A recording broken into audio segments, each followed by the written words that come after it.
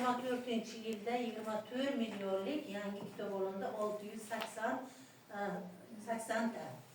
Bu kitoblar hammasi o'quvchilarni, kitobxonlarni qiziqishini inobatga olgan holda kitob fondimizni to'ldirib borish uchun olindi.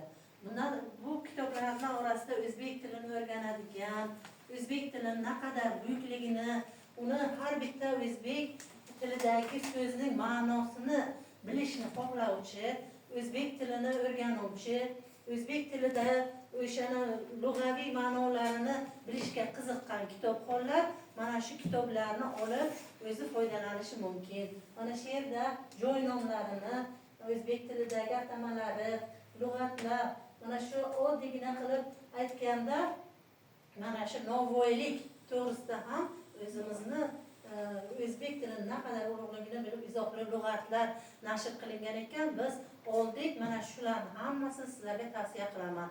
Bulardan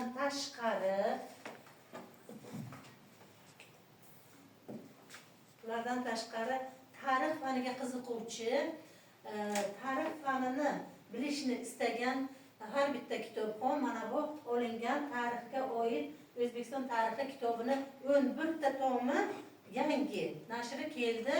Buni olib o'qisangiz o'zimizni O'zbekistonimizni tarixi, Buxoro tarixi, Samarqand tarixi, Xorazm, hamma o'zimizni O'zbekistondagi o'sha O'zbekiston degan vatanimizni bunyod bo'lganidan to hozirgi kungacha bo'lgan tarixiy jarayonlari hikoya qilingan. Mana shu kitoblar barcha keng kitobxonlar ommasiga mo'ljallangan. Bu tarixiy kitoblarni aspirantlar, talabalar, doktorantlar, shular qatori siz agar tarixga qiziqsangiz, siz ham foydalanishingiz mumkin.